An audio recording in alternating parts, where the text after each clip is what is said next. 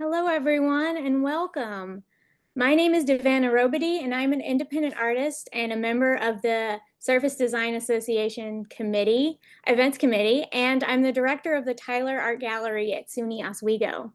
The Surface Design Association, or SDA, is a membership nonprofit focused on contemporary fiber and textile art. I'm delighted to welcome you to this week's Textile Talk, Fiber Translation, Research and Material Meaning with guest presenters Anne McInnis, Josie Rodriguez, and David Steele. Textile Talk webinars are brought to you by the International Quilt Museum, Quilt Alliance, Studio Art Quilt Associates, and the Surface Design Association. So, of course, we always have our housekeeping announcements. This is a webinar. Your screens and mics are not showing. We welcome questions we'll answer at the end of all the artists' presentations. Please be aware to submit them in the Q&A box and not the chat so that we'll see them. We're honored to bring you free and inspiring Textile Talks programming, and we just respectfully ask you to be courteous as you engage with our speakers, our moderators, and other participants. Your chat comments can be seen by everyone.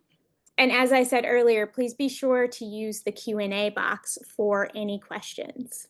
Today's presentation will explore the availability of fiber art to translate and transmute through research processes.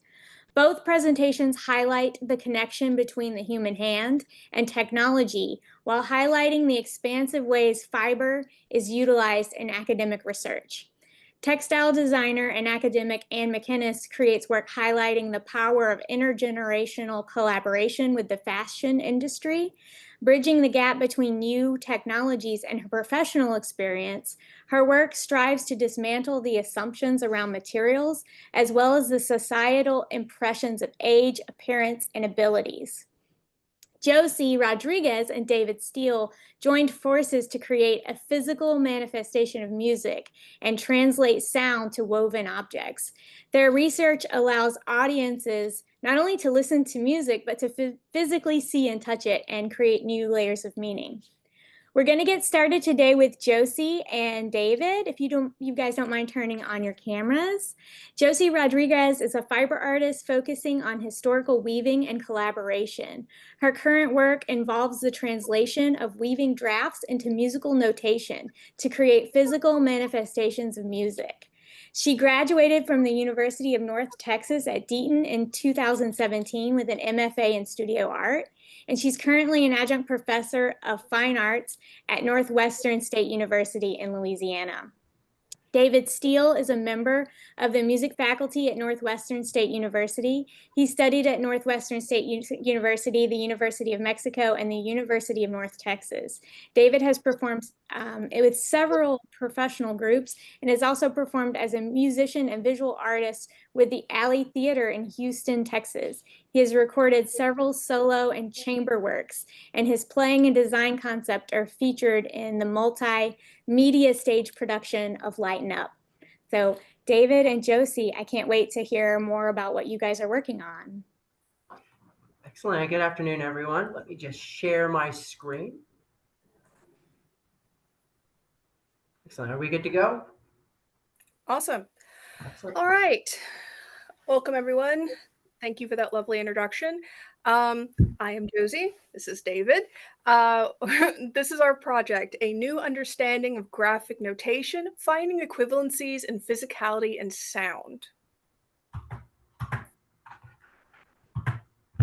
So one of the things that Josie and I really wanted to do was really figure out a way that we could make music as tangible as possible. That was sort of the goal. And so through several years of just talking, we came to the idea of graphic notation.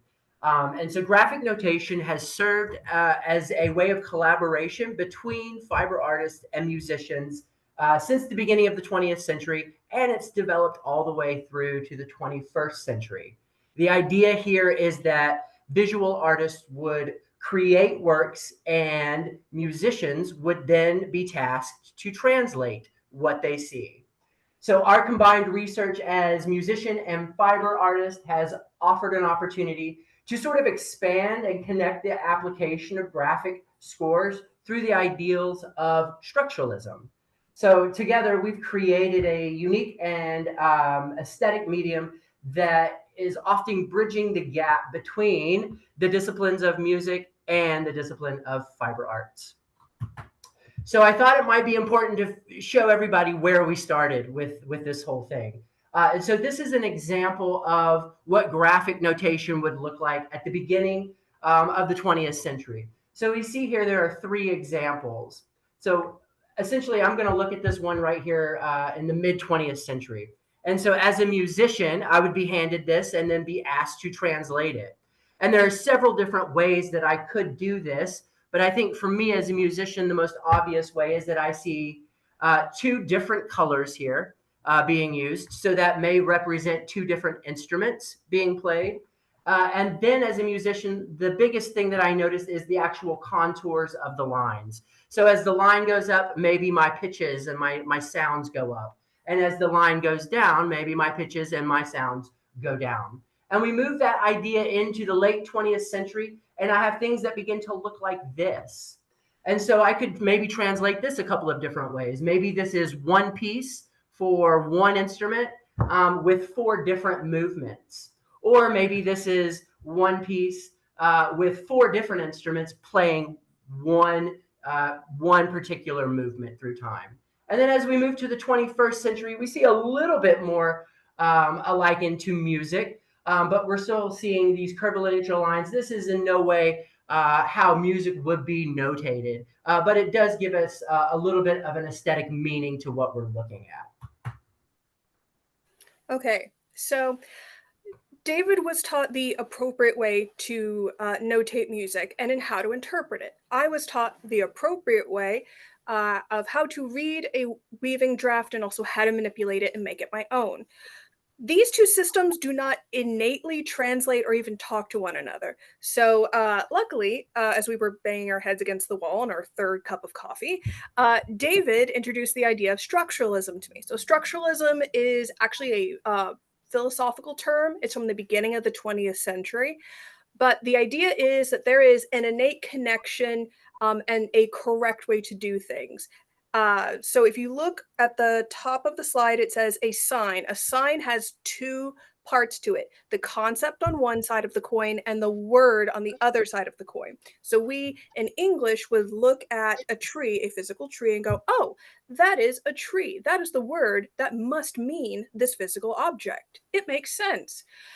Not really, but structuralism does and says, yeah, in English that's what it's called, but there's no actual connection between the two. Break them. If you break that connection, you can find equivalencies. And that was our first big breakthrough to translate between weaving notation and music notation. Okay, here are those equivalencies. The rudimentary parts of music are the treble clef at the top, the bass clef at the bottom, which basically supports it, and then the entire bit, the entire part, is called the grand staff. That gives it the most structure. It's also technically the most restrictive part of the system. On the right side of the PowerPoint, you see the rudimentary parts of weaving or weaving draft. The threading line, which goes from left to right. The treadling line, which goes from top to bottom, following the blue arrows, and that's basically what you're performing and putting in your weft to create your finished physical object. The tie-up in the corner is the most restrictive part of that system, but it also gives it the most structure. So once we got everything boiled down to, hey, these are the basic fundamentals of music, these are sort of the basic fundamental parts of a weaving draft, we were able to sort of figure out what equals what in each other's languages. And so one of the things that we found out was that the threading technique used in weaving lends itself to a melody line really well, because the threading technique only allows for one thread at a time to be used. And that's very similar to how a melody line in music would work. A melody line in music is sort of mapped out by only using one note at a time in terms of the sounds that you're hearing, right? And then we move down to the treadling line, and we notice that it lends itself really nicely to a bass line because of its ability to activate multiple shafts at the same time. And as a musician, when I hear that, that's really exciting for me, because That's exactly how chords work in music, right? So when I see chords as a musician in music, it's multiple notes being played at the same time. And oftentimes, those chords uphold the melodic or the musical integrity of the piece. So a harmonic progression, or a chordal progression in our case, would be notated in music with several notes being played at the same time. And this lends itself really nicely to the treadling technique found in a weaving draft. Okay, so on the weaving side of things, not a lot changes once the notation is translated from musical notation to weaving. The melody line goes in the threading line, the bass line goes in the treadling line, and we will talk about that tie-up. We had to go through some problem solving with that. So once we sort of in words found out, hey, this could possibly work, it was time to decide, hey, does this really work? And so what we began to do was I took a very simple sort of melody line, if you will, in music. In music, one of the most simple fundamental things you can play is a C scale, right? Because this is a scale that requires no sort of accidentals, and it's really, really straightforward. So that's exactly what it is. I just took a blank weaving draft and I assigned each row of this weaving draft a musical pitch, right? And then I just mapped out the C scale. So in the C scale, we have the notes C, D, E, F, G, A, B, and C. And then I just repeated it back down again. Underneath that, I needed to figure out something that I could insert there that would give it some sort of structural integrity. So we have things in music called diatonic chords. These are chords that just live within a certain key signature. So they're chords that are built requiring no extra notes needed. And so I just took this threading line or the treadling line and flipped it over and I handed this to Josie and said, hey, does this sort of make sense? And Josie said, yes, this does make sense to me. I can totally weave this. So that was sort of an exciting and big moment for us. The issue with this is that that particular way doesn't necessarily allow for any other notes except for the notes C, D, E, F, G, A, B, and C. And while that's lovely, that doesn't allow for other notes such as like F sharp or D flat or any of sort of these sort of other strange notes that musicians have. So a simple way of doing that is to just make the weaving chart a little bit bigger. So now I have every row is assigned any possible note playable in music. And so I began to map out the C scale again and the diatonic chords underneath and flipped it over. And this is what we get. So again, this is sort of a really interesting thing for musicians specifically to look at because this maps out visually what a major scale would look like. Okay, I promised a tie-up. I am delivering on the tie-up. So the tie-up gives the most structure in a weaving draft. It gives you the most structure in your finished product. There was no innate connection. We all broke that with structuralism between, what finished weaving piece do I want to have? It's never been done before. Well, what tie-up should I use? There's no connection there. So I decided on a twill. If it can make blue jeans, it can probably make music into a physical object. Well, there are lots of different types of twills. I went with the most basic. On the left, you have an unbalanced twill tie-up. On the right, you have a balanced twill tie-up. I made samples of both of these. Luckily, they both worked. Unfortunately, I had to pick between the two of them. So what I ended up doing was they both have structure. What about aesthetics? Well, the unbalanced twill tie-up had a much better aesthetic output, essentially. Also, it made for the best opportunity for the audience to actually spy the pattern repeating itself. So I picked that one. This is an example of stuff that doesn't work. This is a direct tie-up. I actually, by hand, that is my handwritten weaving draft, every bit of white space you see on there is a float. It is a floating piece of yarn that does not have anything anchoring it. I worked on this for several hours, could not make it build on itself. What I had at the end of my several sweaty hours was a ball of yarn, pretty much. Because it would not hold its structure, I did not choose a direct tie-up for this project. So once we figured out, hey, this does work, this seems like it could work, it was time to actually pick a piece of music and see if we could actually weave it and make something tangible from it.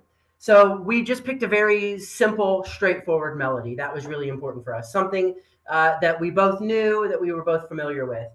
So we picked the theme from Mozart's 12 theme and 12 variations. Now, you all know this piece. You would know as either Twinkle, Twinkle, Little Star or your ABCs, the melody to ABCs.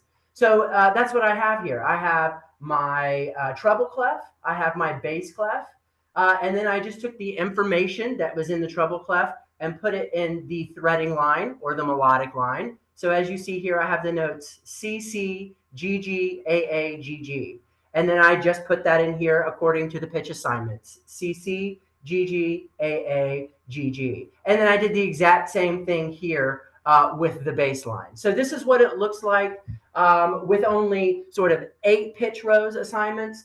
And this is what it looks like in the 12-row pitch assignments. So essentially it is the same thing. Okay, on the left, you have musical notation, the ABCs or Twinkle, Twinkle, Little Star. On the right, you have that information translated into a weaving draft. And in the center, that was our finished piece. It worked, which is amazing. Up until this point, we had no idea if it would actually work or not. If you see the actual very thick white band that keeps repeating over and over, that is essentially part of the pattern that keeps repeating.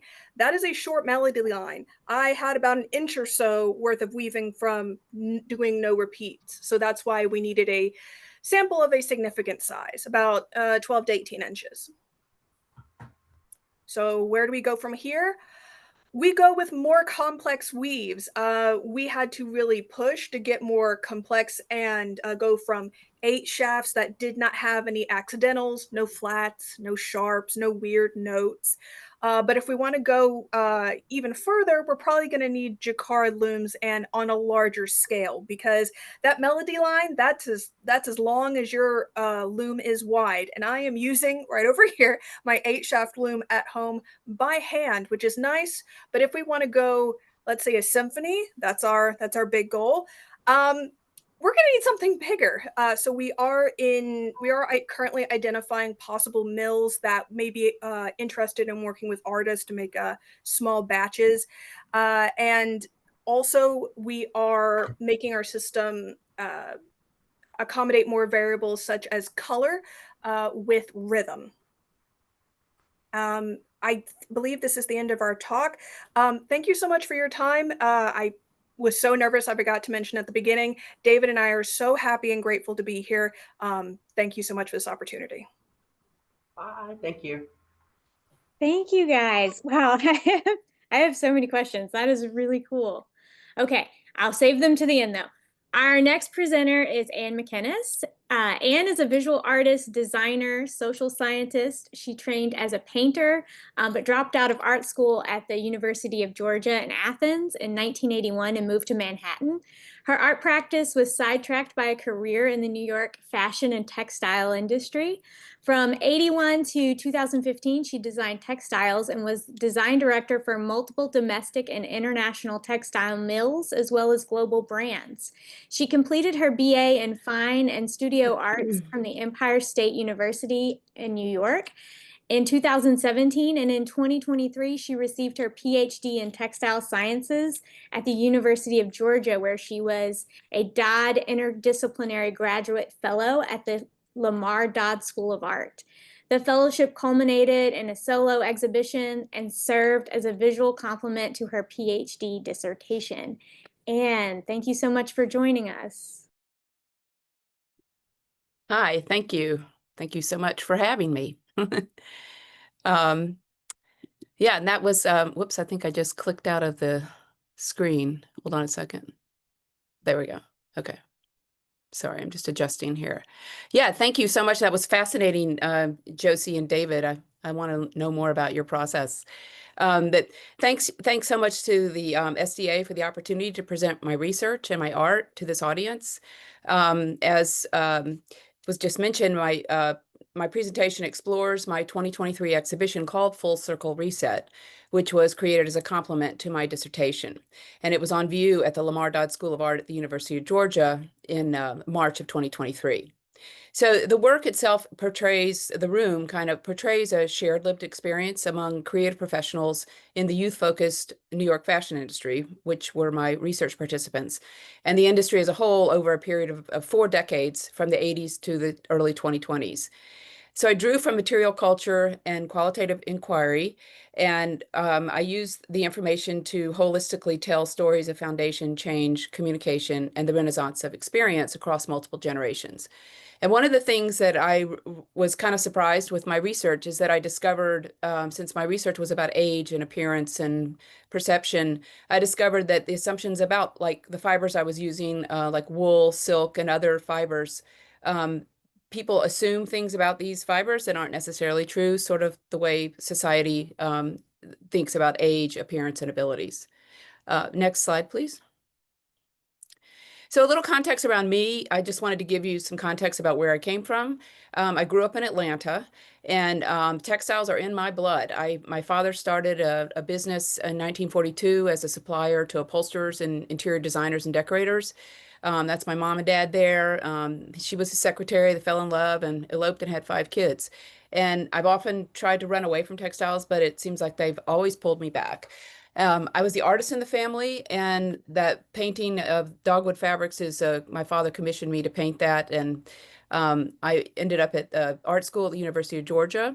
In 1980, the High Museum of Atlanta curator came to the art school to find artists for their annual exhibition, and he selected my work. And as I mean, it was a big deal for me. I was 21. I was the youngest in the show, and it was reported in the Atlanta paper. And Lamar Dodd, who later would be named for the art school I left, was the oldest in the show. So already I was getting set up for generational differences. The only other student in this show was a recent MFA grad who asked me to join her on her move to New York City with 2 other friends. So I quit school and off I went. And I had never been to New York. I arrived and it felt like home, and it was an impulsive decision I'll never regret. Next slide, please. So even though my intention was to be an artist living in New York, I needed a job. And after 3 months of summer fun in the East Village and not much luck finding a job, I got a job as a hand weaver and designer at a textile company, which was located in the Garment Center. I got the job because I was an artist. I was good with color. I had experimented with weaving and in high school, and I knew something about textiles. So on this map, you see where the Garment Center is located, and where Manhattan is in relation to the rest of the boroughs there. It is still the primary location of the Garment Center. It's somewhat fully operating, but it's just a fraction of its former self. So my approach to my research was informed by my personal experience of living and working in the industry since I was 21. And the first 20 years, I had a really good run. I had my first tenure at my job set me up for a long-term career. Most of my core responsibilities in design and product development didn't waver too much. I was often featured in the trade papers. I got awards. I traveled a lot. It was fun to go shopping with my mom and point out things that the company I worked for had made. And I had a really good run until I didn't.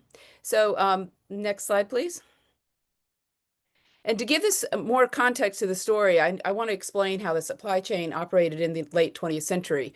It was mostly domestic, and this is my experience, but for the most part, anybody who was operating in the United States, most of the stuff came out of New York City as far as the origins. Product development started at the design level, and I was working for a weaving company, so a woven company, so we would just hand over like a design to a hand weaver. The fabric gets made and then adopted. Then it gets produced in a mill like this one up here on this building that was in Massachusetts. It gets shipped to the designers and the garment manufacturers, and everything was hands-on, manual, and pretty much pre-digital for the most part. And basically, designers could come to the city and get their entire line done in 2 weeks, because whether you were getting textiles or samples or any type of work that had to do with your line, you'd come to New York to get most of that done. Next slide, please. So moving into the 21st century, much of the industry had gone offshore. Some operations stayed in the New York area, like product development and design, but the digital age had replaced analog in all areas of the supply chain, and it created a global complex, which also generated volume and fast fashion as a result. So also being global affected the supply chain and employment, and things like trade policies, recessions, world events, and even global health had huge impacts on the industry. Next slide, please. So I'm showing this slide to just let you know how much operated here in the United States. On the far left, all these companies, the domestic companies I work for, we made fabric for them here in the United States. Their manufacturing may have been made here too, but that wasn't my area. It might have been pushed offshore. In the middle, home furnishings, a lot of those were also produced here. Some of these companies I actually worked for, and some of them I actually produced fabric for. So by after 9/11, the industry pretty much had disappeared in the US. I mean, most of manufacturing had been shipped offshore and dismantled. And I always look at those twisted metal towers that we've seen thousands of pictures of. They were like a metaphor for the dismantling of the manufacturing in the US. By 2005, there were very few mills left in the US. And after that dried up, I started working for soft furnishing companies. And I worked at Martha Stewart. And I was also responsible for textiles and finished products with these licensed partners. None of these materials were made in the US. Next slide, please. So towards the end of the 20th century, it became obvious that the industry was shifting and I was becoming older in a very youth-focused industry. I was already reinventing myself, but never really getting back into my art. I even taught undergrad courses at the Fashion Institute of Technology without a bachelor's degree because they just wanted industry people teaching students that were going to go into the industry. I even gave one last shot at the industry with a brief stint at Ralph Lauren Home. I had a shop up in upstate in Hudson and was featured in the New York Times with a story about maybe it's time to reinvent yourself. But after all these reinventions, I decided to go back to school. So in 2017, I got my undergraduate degree, and then I got my PhD in textile sciences in 2023 with the intention to become, teach. Next slide, please. So as a grad student, my research addressed different aspects of age, experience, and creative collaboration in the New York fashion industry workplace, basically what I did for the last almost 40 years. And over the course of 3 years, I had 24 different participants that I interviewed. They ranged in age from 24 to 77, and their experiences ranged from 2 years to 53 years in the industry. Their experience covered all aspects in the creative processes of the supply chain, like design, product development, and merchandising. Next slide, please. So in my research, I started noticing themes of similar and repeating patterns and experiences with my participants. I noticed a cycle that continued to happen and how internal or endogenous factors, as well as external or exogenous factors, come into play in the industry specifically. So I was, itching for some creativity in this boring life of research. And I was taking screenshots of, it was during COVID, I took screenshots of social distancing graphics, all those pretty incongruently colored virus simulations. And I was coining phrases like pandemic patterns and playing with the word profile and how that manifests itself into my research. I was also a big devotee to wool, living in the Northeast for so long, and I coined the term felt as other as a textile metaphor because felt is an other, and age is also an other. So during the pandemic, also the word reset was being used a lot, and my research continued to remind me of the many resets that my participants have made, as well as myself. I'd already come up with the title, Full Circle Reset, when I returned to Georgia because I didn't really know what I was going to do with it. But at that point, it was just a title. So I started to envision a room that could offer a visual narrative to my writing and tell the story of the last 40 years in the industry. Next slide, please. So during the last 2 years of grad school, I was finishing my writing and I applied and was accepted into the art school at the UGA. And they had an interdisciplinary graduate fellowship program at the Lamar Dodd, Lamar Dodd School of Art. I proposed my exhibition. I was awarded with a studio and an opportunity to learn and participate in the art school with the grad students and undergrads and the faculty. Next slide. I created a model and a map for the exhibition concept as an assignment in a book arts class, and creating the visual model helped me communicate my idea for the gallery and for my own purposes. They both kind of occurred independently and simultaneously. And even though it's still not clear to me how this all fell into place so succinctly, I attribute the progression to using my hands and my head in other ways instead of just the way I was doing it the way, before. So each art course I took, informed my work in ways that I can't explain. And intuitively, I made choices in collecting and purchasing raw materials. I created items from projects that eventually made their way into the final work. And so the room and its the contents took shape in the cycle of reset, and I worked on these pieces for those last 2 years. Next slide. So here's the exhibition. This is the gallery at night. The room is like about 19 by 25 feet. So it's not a huge room, but it filled the space, and I created an environment that conceptualized this shared lived experience among my participants in the industry over the last 40 years. So the concept is based on a cyclical pattern that all resets happen because of a breakdown in the foundation or the system.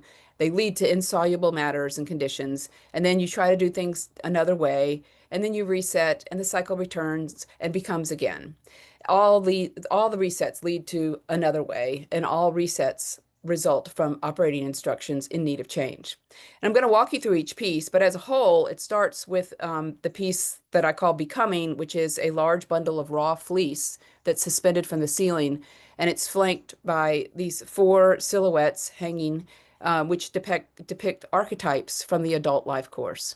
The room itself depicts a pattern starting with a book on the left, sort of an operating instructions manual that had remained the same until there was a breakdown in the system, causing a reset, which in turn creates a new way of thinking or doing, which is opposite the book, and resetting and so on. Like I said, they can be internal, endogenous, or external. And each of these opposing pieces are facing each other in the gallery. Next slide, please. So there's no true start and end to the cycle because it's continuous, but I will start with Becoming. So like I said before, it is hanging low in the room. It's quite large, 180 inches in girth. It came from, I think, 4 or 5 different sheeps, some of which I actually helped shear. And I had undyed silk organza that I sewed into tubes, which were kind of meant to be sort of like the guts to depict the belly of Becoming. It's heavy, it sags low, it's kind of has a nice musky barn-like odor because the fleece had not been cleaned or anything. And then the vegetable matter would just sort of deposit and crumble on the floor.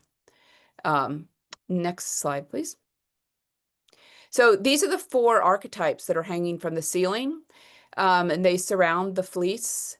And I called it Who is Ivy because each one had a name. Each figure represents the 4 feminine archetypes that I identified as stages that might occur in the adult life course. The ingenue, the vamp, the mage, and the crone. And I created these dress-like silhouettes to represent these different periods as sort of in my life. And these pieces are pinned together with safety pins and straight pins. I didn't sew anything because they're meant to be temporary identities as they shift and change. Next slide, please. So starting off with like the beginning, we've always done it this way. That's what this is called. It was originally called operating instructions, and it also originated from an assignment in a book arts class. And the concept behind it is the industry operated the same way for over 200 years since the late 1700s in the US until digital technology and cheaper labor overseas created a paradigm shift. So with its firm grip on the future, the industry changed and reset forever. This piece addresses a stagnant culture that refuses to move forward and ultimately undermining itself. So I use the same digitally printed profiles, repeated digitally printed profiles of my research participants. Those are their actual profiles, printed on silk organza. And it just shows repeated patterns of behavior. That's what it's meant to depict, that eventually erode the system. And it's meant to be seen as a well-used, big old, worn-out, cumbersome, floppy, unruly, it's a time for change manual. Next slide, please. So after this breakdown, it's time for a reset. This one I'm on this side is a more of a personal, internal, endogenous reset. As I said, it allows time to start over, to do it another way, or abandon altogether. And they can be a result of personal change and situational factors that cause a need for change. So on the left there is a reset skirt absolute profile, which taps into social and professional profiles and branding, how we portray or identify ourselves, how we're seen. I made this, I called it an alphabet, which shows how we measure up in each letter in the alphabet. If I've had an identity associated with that letter, it's listed and printed on the silk there. And again, personal and social identities can change and reset over time, and they show others who we are and how we wish to be perceived. And then in the two panels in the window, transparent and transformation, I use profiles of myself and my participants to depict the changing industry age demographic. All these were made from screen printed and stenciled layers of imagery on silk organza. Next slide, please. This is called Tell Me Another Way, again, using the same technique with stencils and silk screening and on both silk organza and wool felt. This was a phrase I took from my partner who would use it when he didn't understand what I was trying to say. So I made this piece to convey communication within a diverse population, as there's many ways to work and communicate, which is what I found, talking to both older and younger participants in my research. I made stencils for each of the panels with my profiles of my participants. Each had its own autonomy and agency as alone or together. And it also shows another way of perception, doing, seeing. It shows how it can be kind of messy and uncomfortable. So Tell Me Another Way is just that, trying different ways to work, function, going against the norm, and working in an ever-increasing age and socially and culturally diverse work environment. Next slide, please. And another reset, this time is external, exogenous. Pandemic Patterns uses pattern and color to metaphorically depict the 4 pandemics that have happened over the last 40 years. There was AIDS, SARS, H1N1 or swine flu, and then finally COVID-19. And each of these pandemics had adverse effects on the industry and its labor, international travel, disruption in the supply chain, as well as disruption in employment and additional social and personal implication. So each virus, when it happened, caused a reset and a shift in operations. And this piece represents the fear that comes from unknowing, the stigma, the social and political discourse when global health issues spiral out of control and create a need to reset and operate in another manner.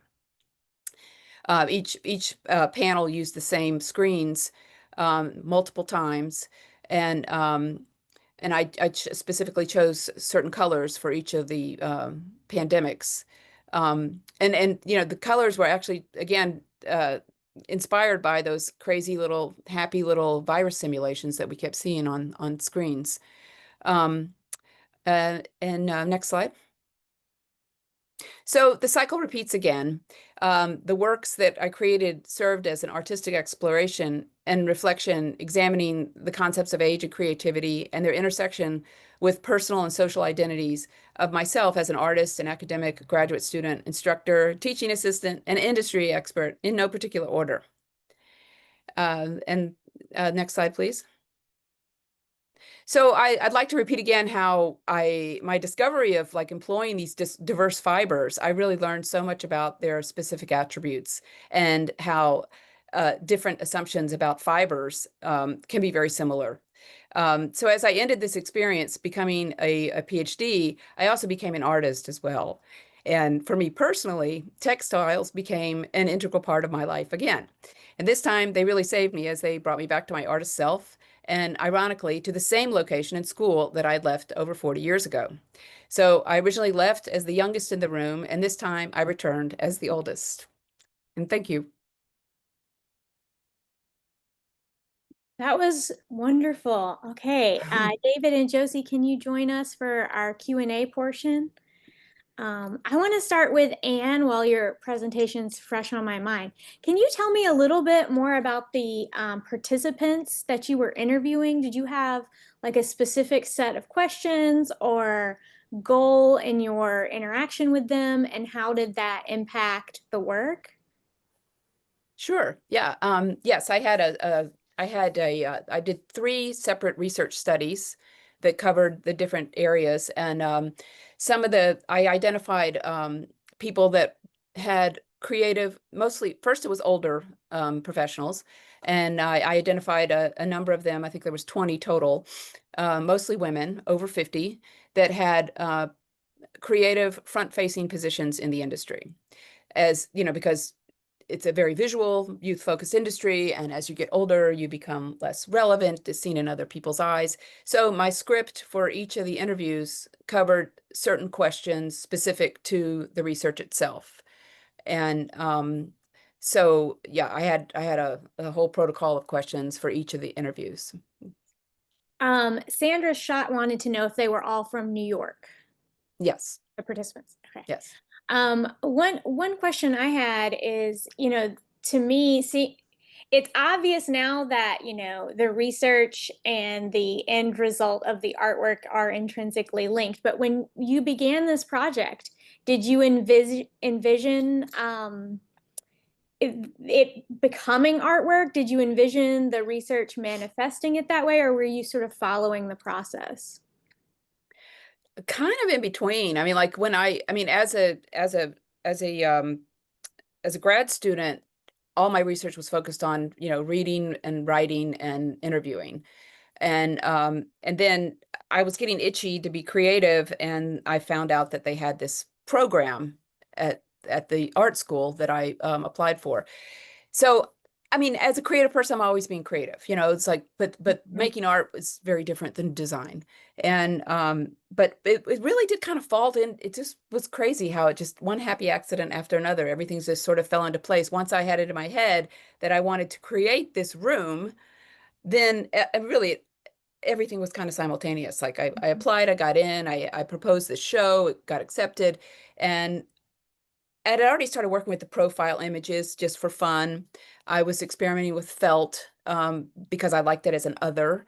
And so, yeah, it just kind of the art part just blossomed. And mainly also because I was there in the MFA studios.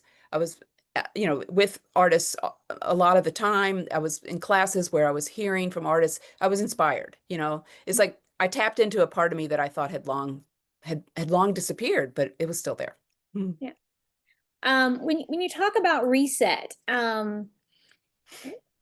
I'm curious, is because there's the notion of reset where we go back to zero, or we go back to what we were doing in the past, or and thinking in terms of like the fashion industry and where you come from. And I know you see the reset as more of a personal thing, but is there could you foresee the fashion industry resetting to kind of the way it was before, or do you see it trending in a different direction? Do you feel that it needs to reset, or could it be going in a way that could be positive?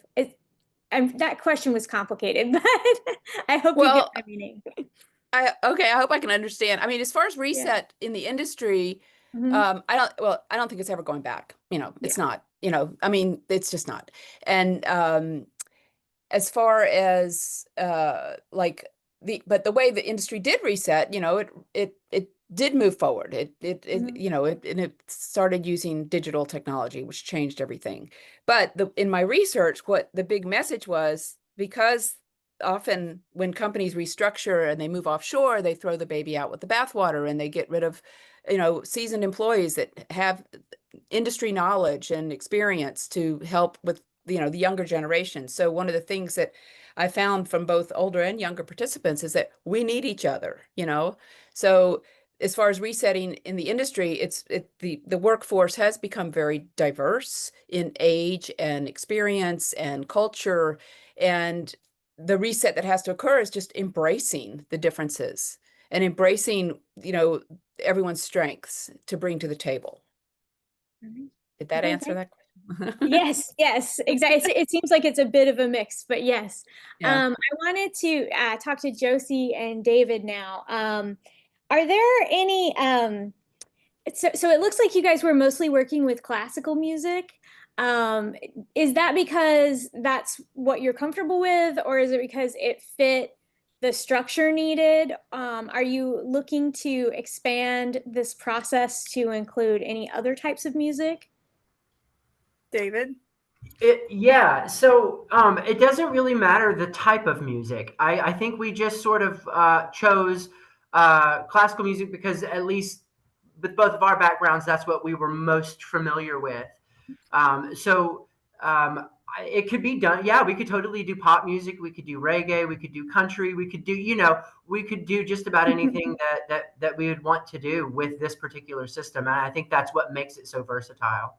Cool. But with that all of those types of music tend to have those extra variables that we've had to spend extra time, because this is like a full 2 years. This is not Mhm. like, oh, we did it over one blusterous summer. No, this is like a full 2 years, and we're still working on rhythm and other variables as well. But classical music is usually what you're taught in like your standard repertoire book. Like I had, oh, it's Arbin. Mine, I was a trumpet player, so I had the Arbin book, and you go through all of your scales and all of your, it's very rudimentary. So it'll be we want both artists and musicians to think of collaboration, and this is a tool to think, oh yeah, of course I can collaborate with I want to collaborate with an artist this year, rather than just like, I don't know how to talk to this person both as a person and with our mediums type of thing.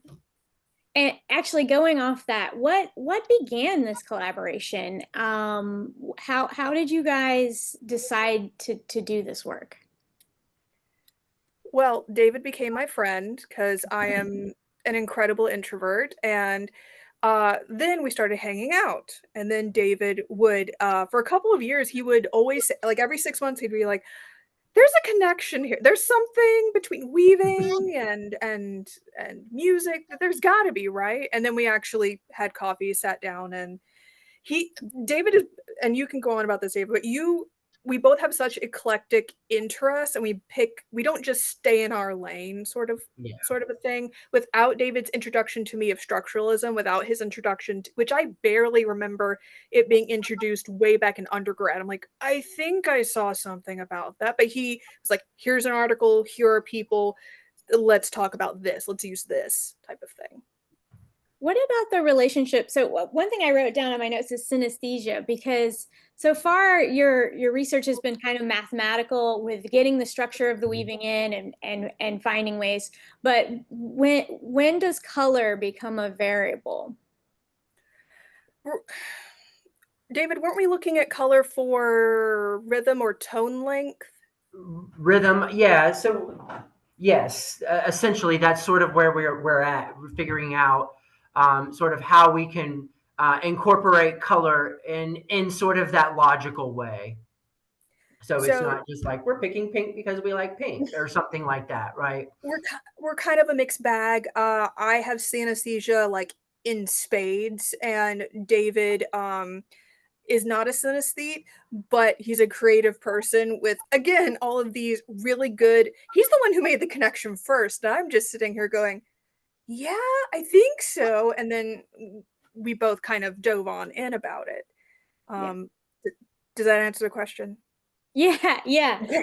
Okay. Um, and how has this collaboration like influenced you like when you're not collaborating? Do you think of composing music and in your mind think what would this visual, how could we visualize it? Do you, when you're making a weaving, do you think what music could this, could you reverse it instead of starting with the song? Could you start, well, that's another question. Answer both. But could you reverse it? Could you start with the weaving and then go to the song? So, and how has this affected your general practice? Okay, so in general practice, I already feel music in the sense that all of my senses are connected to it. So I do get not just sound, I get color and texture and space and gender and all of it. So I've never understood how people cannot be moved by music or not literally feel it going through their bodies, surrounding them, enveloping them. I don't understand people who don't have that. But in so I'm kind of constantly overstimulated. That's my life, constant overstimulation. But you said outside the practice, and then what was the other question? Is there the idea that you could reverse this and start with the weaving and then make the music? 100%. David, before I keep talking, unfortunately, would you like to answer both Yeah. questions as well?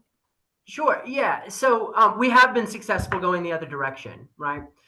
So I've taken just sort of basic weaving drafts and did the same thing where I assigned the pitch notation to each row, and it's really great. However, it's going that direction from music to fiber arts for us.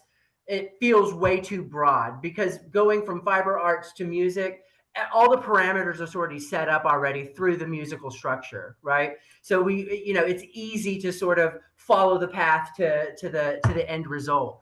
Whereas if we go music to weaving draft, things like note duration hasn't been decided yet, right? Things like the contours of the lines aren't necessarily decided yet. The key of the piece isn't decided yet. So there's a lot of things that are left unanswered at the end of the process, going from music to weaving, then going from weaving to music. Does that make sense? Yeah, yeah. And the other question was, has this collaboration influenced the way you compose? I think more than anything, it's sort of brought to the light that for me, it just reminds me constantly of structure, um, and how through sound we have structure, but that same structure can also be manifested in real life in a tangible form. And for me, that's really exciting because I've never in my life before our research really thought about the connection that way. How sound can be structurally integral, just as a weaving draft should be structurally integral. It's a really cool connection that I don't think a whole lot of people have made yet. And I'm really excited to see as the research continues to develop where it sort of goes and what directions it sort of takes. Okay, I'm going to open up some of the questions in the Q&A. Tasha Owen asked Josie and David, do you have an idea of what a symphony looks like? Is it colorful? Are there looser weaves? Well, we haven't done anything on that scale yet. We've only been doing, so the hardest thing we've done, so we did the Mozart, which you guys saw, the little 8-bar line from Mozart, but we also did a show in March of last year or last semester, where we did 5 Bach chorales, right? So we took 5 different Bach chorales and wove them. And again, it was super straightforward. It was, melody line and bass line is what it was, with multiple notes in the bass line. So it was a little bit more complex than the Mozart. I think, in all honesty, Josie and I have a little bit more work to do on the research end before we can develop into a full-fledged symphony. So the answer to that, unfortunately, is we don't know yet. But the answer is out there somewhere.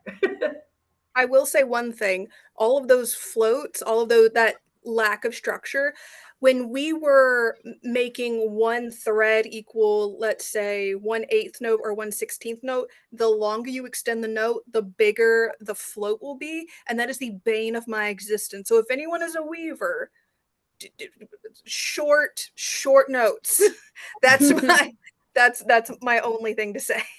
That is really where we're the bump in the road right now for us, is trying to figure out how, because right now we're really limited to the smallest rhythmic note in the piece is equal to 1 cell. So 4/8 notes equal a quarter note. That's 4 stitches, and 4 floats. I guess I don't really know what I'm talking about in terms of weaving. You're very close, David. It's okay.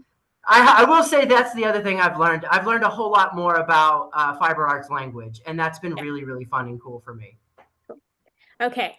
Anne, Liz Davis Di Silvestro ask, what value do you feel going back to art school added to your practice? Someone's interested in potentially returning as well. Oh, well, if you can do it, you know, if you could, the stars aligned for my life to be able to do it, you know. Um, Leaving New York also allowed financially for things to happen. But wait, what was the question? What do I value? What value do you feel it added to your art practice? The research and the whole process. Well, I guess for me, I think I'm answering this correctly. It opened up my head in a different way. And I mean, I can't go a day without making art now. I mean, I'm really like, this is where I should have been 40 years ago. But, you know, life happened and you needed money. So, um, but it it did give, I mean, it was a reset for me to actually embrace, you know, my artistic self and move into that world. And I don't know if I answered the question. Does that make sense? It sounds like you know, yeah, it added so much value back in. Yeah, so I think you did. The next one for you is, do you have some writings about how you went about your project and your findings of the artworks that you produced?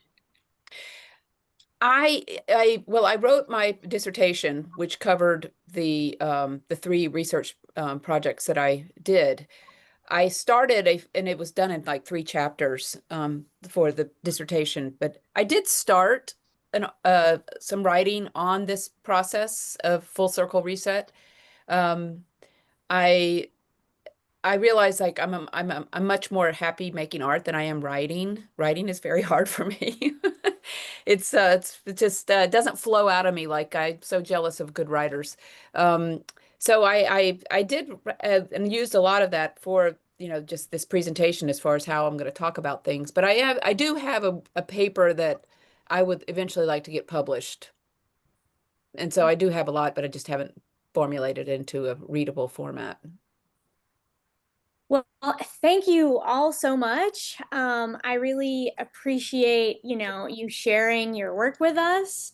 And unfortunately, we're at time for today. Thank you so much to our sponsors. The recording will be available on YouTube in the next week. Next Wednesday, Textile Talk hosts the International Quilt Museum with a presentation on Darn Studio.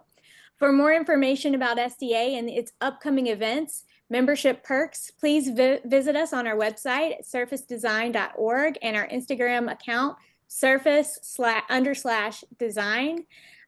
Thank you so much. This was so wonderful. I appreciate you guys.